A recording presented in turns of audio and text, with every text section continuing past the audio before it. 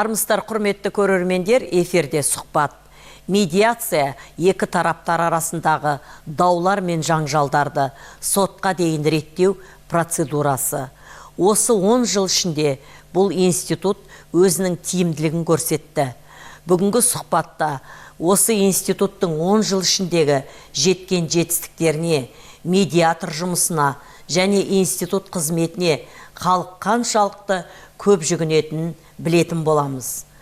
Студия қонағы қоғамдық келісім коммуналдық мемлекеттік мекемесінің медиация кабинетінің меңгерушісі, кәсіби медиатор Гүлбақша Нұрмұқанқызы Мұсабаеваны шақырған едік. Гүлбақша Нұрмұқанқызы, студиямызға қош келдіңіз. Енді міне медиацияға 10 жыл деп жатырмыз ғой. Бұл медиацияның тарихы жайында және бұл қалай дамып келе жатыр, медиация дегеніміз жалпы не, халыққа түсіндіре кетсеңіз, жалпы мағлұмат бере кетсеңіз осы ұйым туралы. Бұл ұйымда қанша адам бар, қанша медиатор бар деген сияқты. Осы жөнінде айта кетсеңіз. Көп рахмет.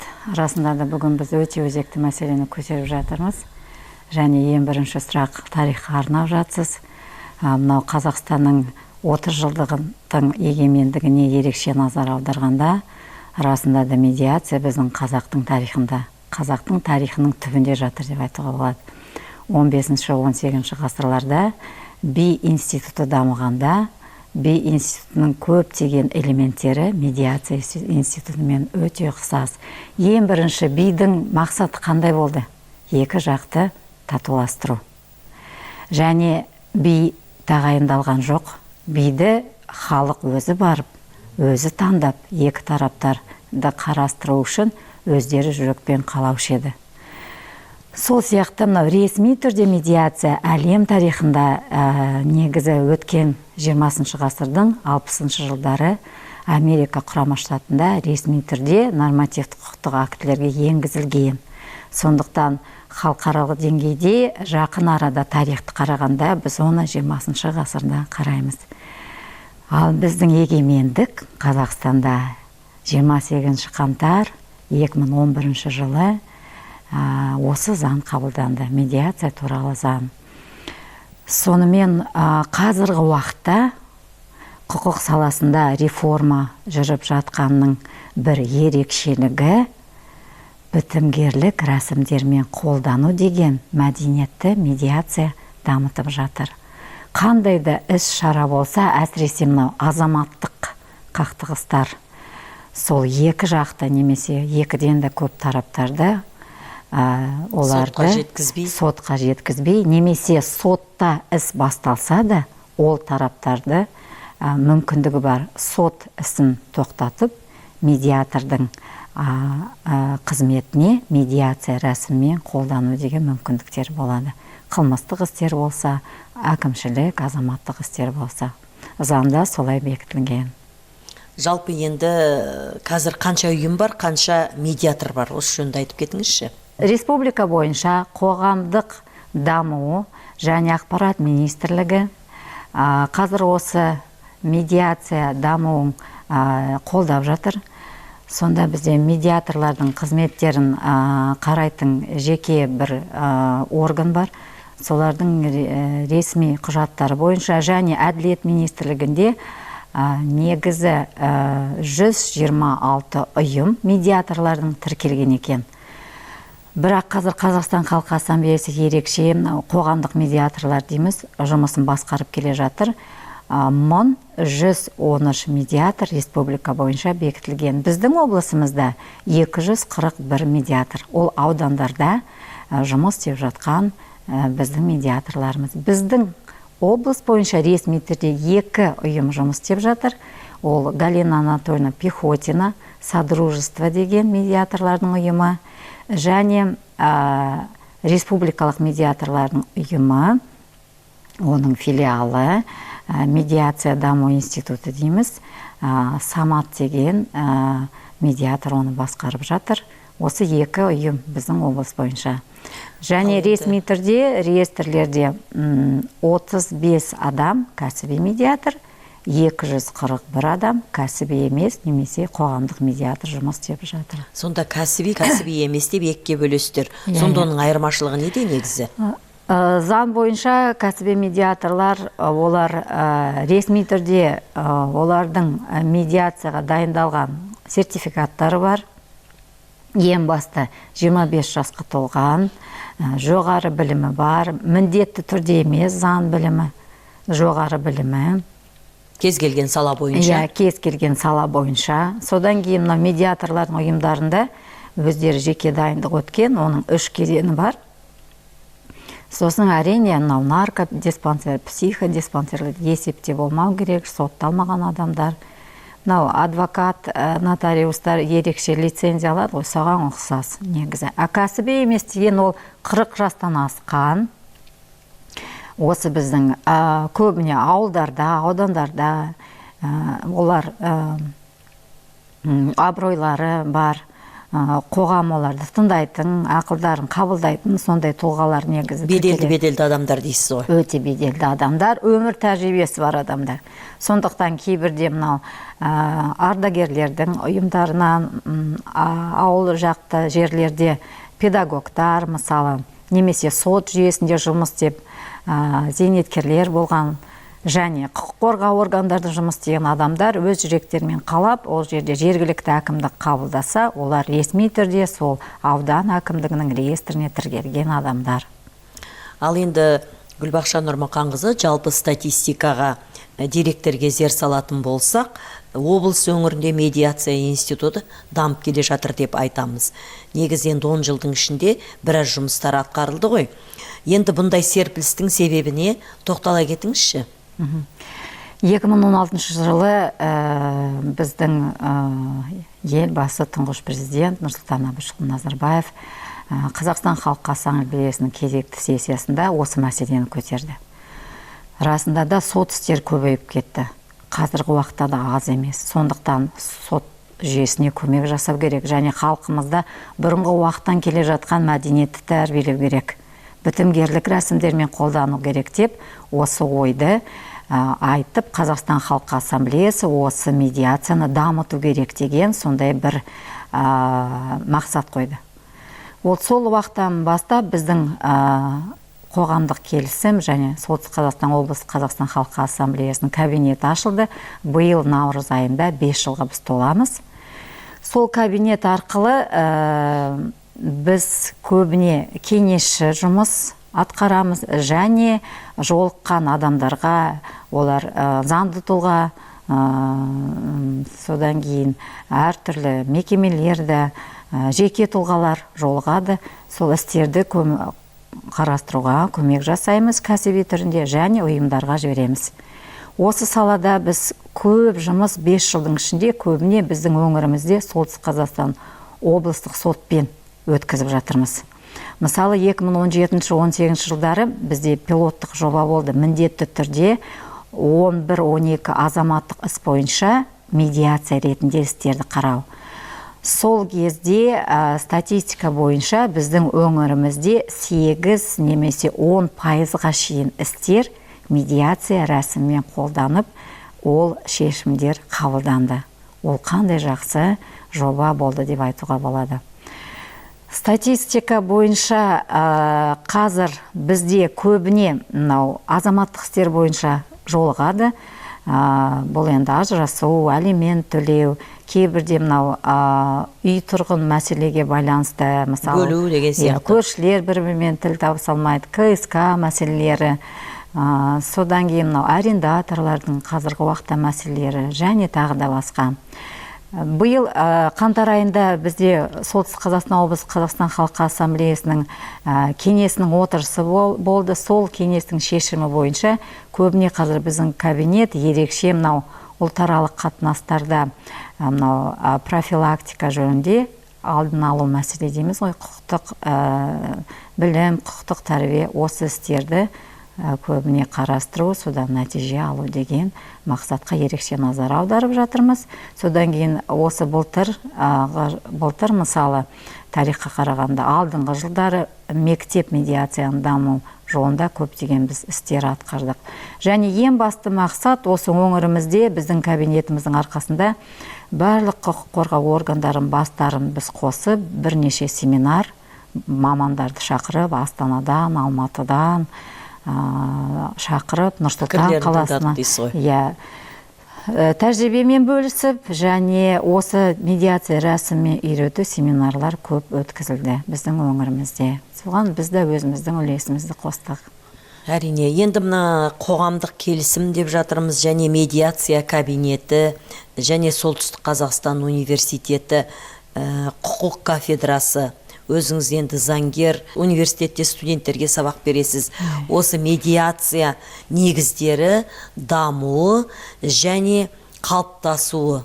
Осы магистранттар мен студенттерге сіз оқытасыз осы жайында, және сіз әдістемелік құралдар шығарды деп естідік. Осы жөнінде не айтасыз? Әдістемелік құрал жөнінде және басқа да сұрақтар жөнінде. Сол кезде қандай қиындықтарға тап болдыңыз? Сол жөнінде тоқтала кетіңізші. Өте жақсы сұрақ қойып жатсыз. Негізі мен медиацияны ерекше жақсы көрем.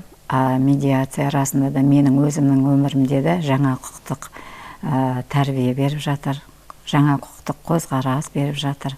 Сондықтан расында да оны өзім жүрегімде ғана сақтамай, осы жылдар ішінде нәтиже біраз болғандықтан мен ойладым, осы медиация негіздері деген пәнді неге біз балаларға, студенттерге, магистранттарға бермейміз деп. Сондықтан 3-ші жылға кетіп жатыр. Негізі ең бірінші әдістемелік құрал 2017 жылы осы медиация кабинеті арқылы біраз нәтиже жиналғаннан кейін Солтүстік Қазақстан облысын біздің университетте біз шығардық. Қазақстан халқы ассамблеясының кафедрасының арқасында. Содан кейін студенттерге бере бастадық. Расында да магистранттарға, студенттерге. Біраз нәтиже жиналғаннан кейін биыл біз магистранттарға да беріп жатырмыз. Магистранттарға беріп жатқан сабақтың атауы медиация қалыптасу және даму мәселелері деген тереңнен беріп жатырмыз. Жеке пән ретінде беріп жатырсыздар ғой? Жеке пән ретінде беріп жатырмыз. Олар 15 апта оқиды. Содан кейін емтихандарын тапсырады.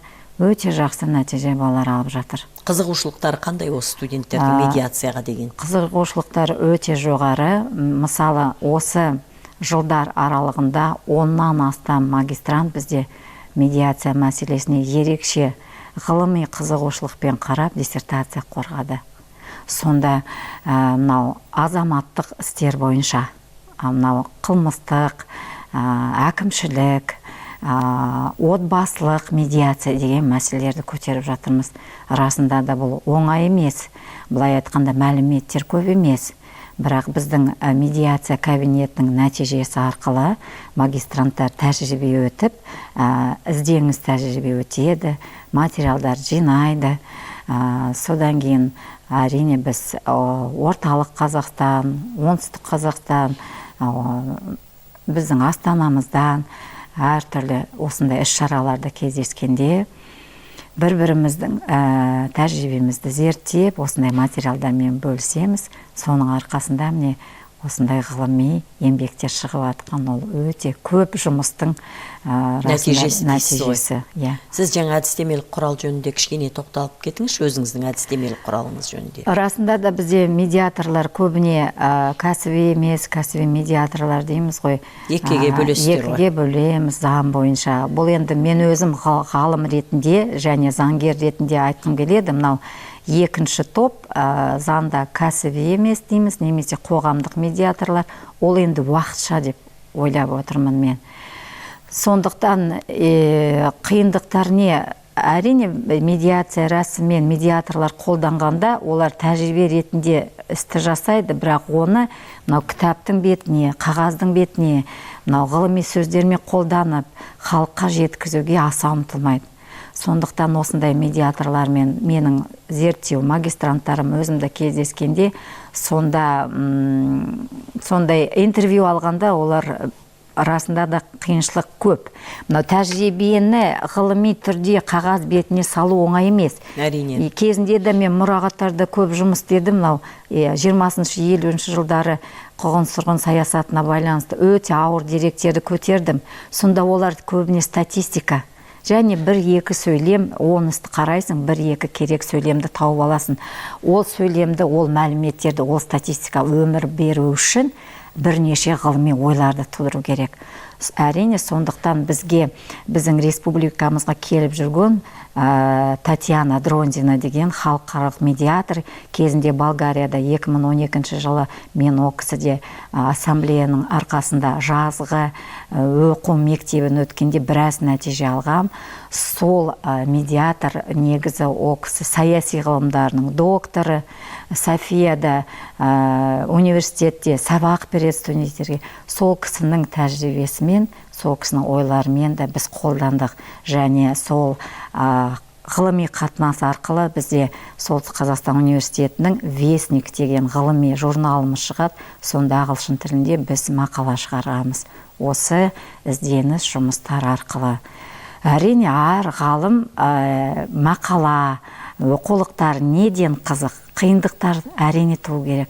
Ол қиындықтарды қорықпай, іздеп, жауап тапқанда, сонда біз әрине қуанамыз. Соны біз магистранттарға осы кабинет арқылы, сабақ арқылы түсіндіреміз. Сосын тағы айтып кетейін, әңгімеміз кішкене қызық болсын. Ғылыми ізденіс жұмыс жасағанда біздің студенттер, магистранттар, біз осы өлкеде сұхбат өткіземіз. Интервью, әлеуметтік ізденіс жұмыс.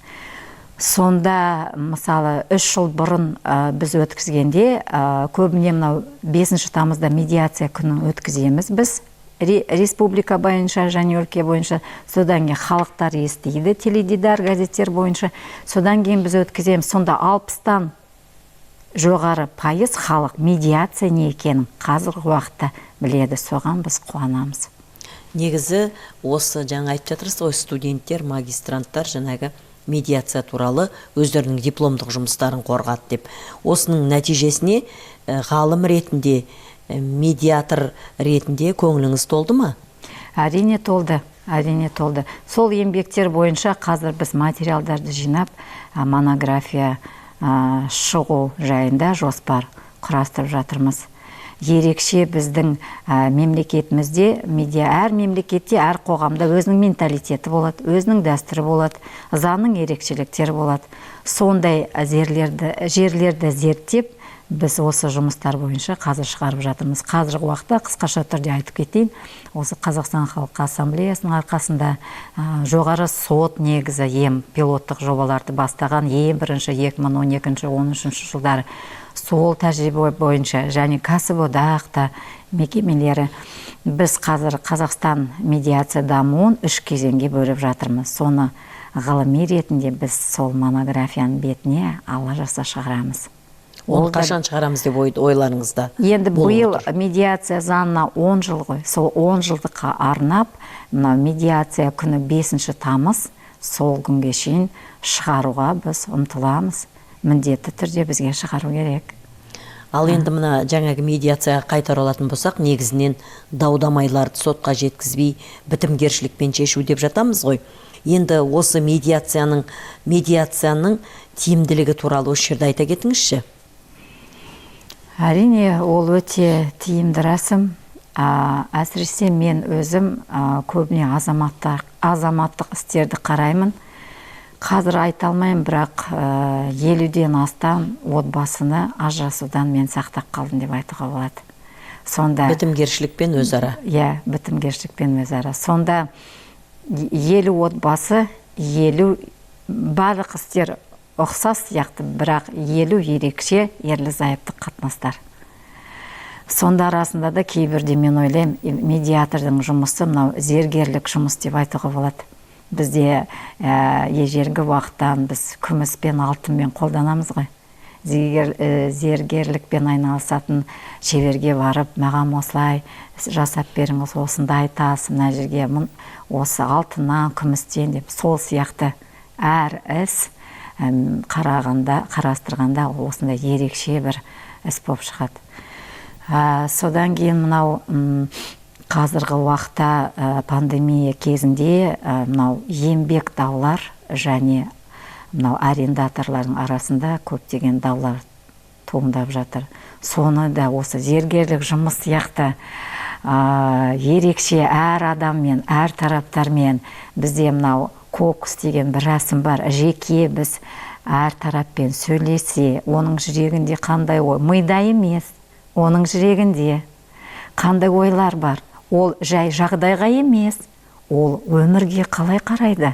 Көзқарасы. Иә, сол әңгімені тірілтіп, мимен емес, мидың жүрегімен ойларың сыртқа шығарады. Содан кейін осы шешімді қалай дұрыс шығару керек, және ол шешім орындалу керек. Оның орындауын ешқандай құқық қорғау бақыламайды.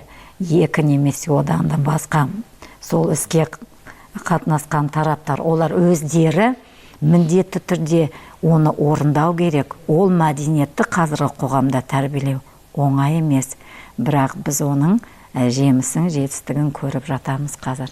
Өте қуанышты.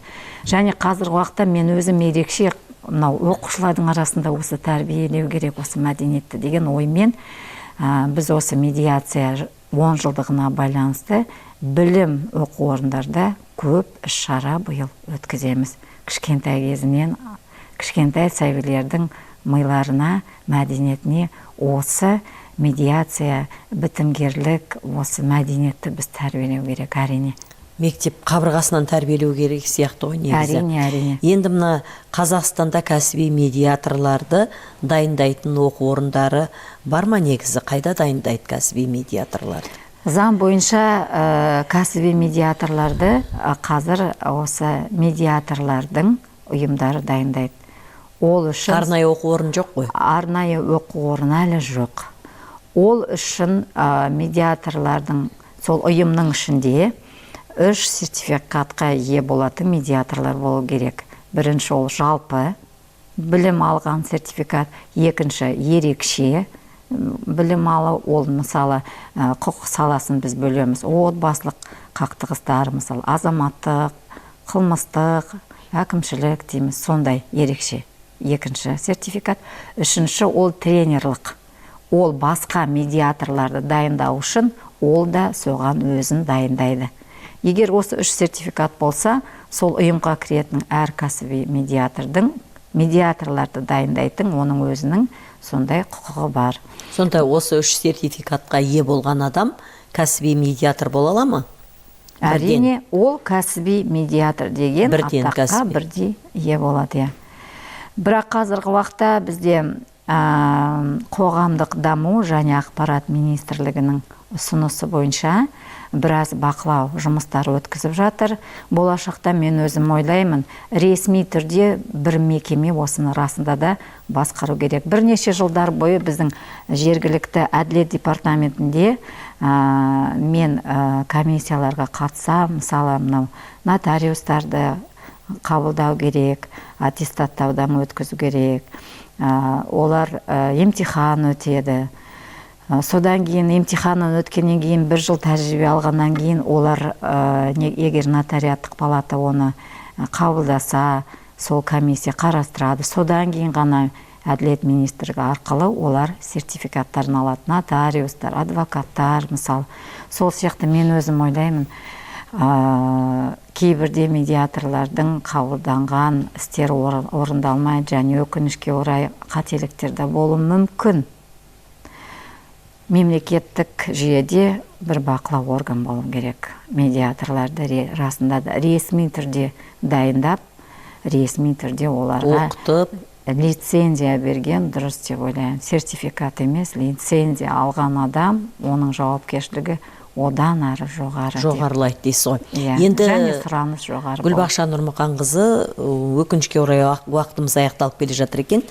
Медиатор кімдер бола алмайды? Әрине, заңның сұранысы бойынша, егер ол келмесе, мысалы, әр жасы болу керек. 25 жас ресми түрде кәсіби медиатор, 40 жас ол кәсіби емес медиатор. Әрине, өмір тәжірибесі болу керек. Содан кейін арнайы сертификат болу керек кәсіби медиаторда. Егер адам заң бұзушылық өзі жасаса, егер ол ерекше бір денсаулығында қателіктер болса, ауыратын адам болса, ол ондай шешім қабылдай алмайды. Және мен өзім ойлаймын, осы медиатор болу үшін ерекше өзінің табиғи мінезі болу керек. Ол адам ұрсысқақ болмау керек. Адаммен тіл табысу. Адаммен тіл табысу оған көбіне мынау генетикалық ретінде берілу керек деп мен ойлаймын. Сондықтан әр адам эмоцияға берілмейтін адам дейсіз. Эмоцияға берілмейтін. Сосын біз бір кішкентай мен тәжірибемді айта қояйын. Мысалы, әр судья медиатор бола алмайды. Ресми түрде әрине олар жоғары деңгейде өз міндеттерін орындайды, бірақ судья деген ол заң арқылы шешімді қабылдайды. А медиатор екі тараптың ойлауын осылай келтіріп, ортақ ойды шығаруға көмек жасайды. Сондықтан ең басты мен ойлаймын, адамның жүрегінде осындай мәдениет болу керек. Осымен біздің әр семьяда сондай туыстардың арасында сондай адам болады. Ой, мен осы жастарды татуластырайыншы. Немене олар ұрсып жатыр? Олардың арасында кім от салды деген сияқты сондай оймен өмір сүретін адамдар жақсы медиатор болады деп мен ойлаймын. Гүлбақша Нұрмұқанқызы, енді осы медиацияға арасында да биыл 10 жыл толды. Осы мерекелеріңіз құтты болсын. Рахмет. Алдағы жұмыстарыңыз тек қана берекелі болсын. Әмин. Жақсылық қана болсын. Жұмыстарыңызға тек қана табыс тілейміз. Жақсылықта жолға берейік.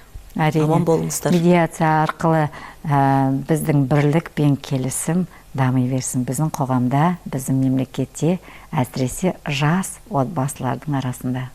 Рахмет сізге, әңгімеңізге. Құрметті көрермендер, біздің бағдарламамыздың электронды нұсқасын www.қызылжар.tv.kz сайтынан көретін боласыздар. Келесі жүздескенше амандықта болыңыздар.